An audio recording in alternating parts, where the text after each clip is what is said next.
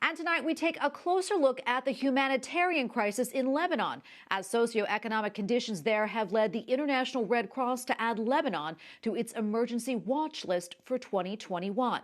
Earlier, I spoke with a leading advocate for Christians in the Middle East about the current situation. Joining me now on Skype to talk more about the current conditions in Lebanon and the need for assistance is Toufic Baaklini, president of In Defense of Christians, a nonprofit and nonpartisan human rights and advocacy organization based in Washington, D.C. Toufic, welcome back. So good to have you.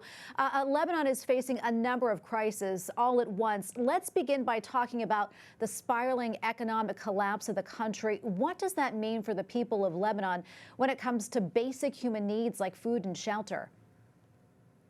It's, of course, badly needed.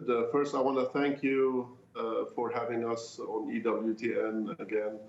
And yes, it's in dire need. People in Lebanon, because of the collapsing economy, they cannot even get into their accounts. And there's a corrupt, basically, system, corrupt government.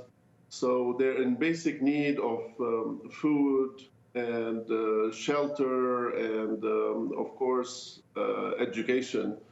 And as you know, most of the educational parts of Lebanon, from schools to, of course, universities and otherwise, mostly they're Christians and mostly Catholics as well. So there, as well as hospitals, of course, with COVID right now. And the major explosion that happened on August 4th, which made things a lot worse. So there's a lot going on in Lebanon. It's the last bastion of Christianity in the whole Middle East, and the largest percentage of Christians in any country in that area. And this is where Christianity really began. Toufic, can you talk a little bit more? Let's talk about the explosion. I know the government at the time of the explosion has since resigned, adding some political uncertainty into the mix there. What do things stand, where do things stand, that is, right now on that front? There's a caretaker government, so there's no real government that can make any decisions.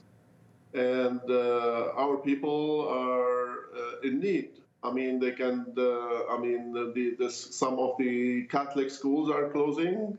They're in need of food. So we're working closely and in partnership with a great organization. It's called LebaneseSolidarity.org. It's an organization that works closely with the Maronite Catholic order and the monks. We work with them with their churches and monasteries. They deliver direct aid to the needy, as well as rebuilding a lot of homes in the Christian suburb that was damaged by the explosion of August 4th. So the government is not there. Basically, people are depending, especially Christians, they always depend on the West. Of course, they depend on the United States. It's the most powerful country in the world. The Lebanese Solidarity Organization, right now, within the last 6 months, it's only been 6 months since we've been working with Solidarity. They've supplied food for 20,000 families per month, and it's going to keep going for another year or at least a year. The same thing with schools, hospitals that were damaged, and respirators, of course, with the COVID problem. There's a lot of need. And this has never happened for a very long time. 100 years ago, during the Ottoman occupation of Lebanon, this happened. We had a famine in Lebanon. And since then, this is the worst situation since then. Well, Toufic, thank you so much for coming on and shedding more light on this for us and for our audience. We appreciate it, and thank you for what you do. Toufic Baaklini, president of In Defense of Christians, certainly a situation that we will continue to follow here. Thank you again. Thank you, Tracy. And please, if some of our people would like to help, if they can go to LebaneseSolidarity.org. Thank you very much and have a happy Merry Christmas.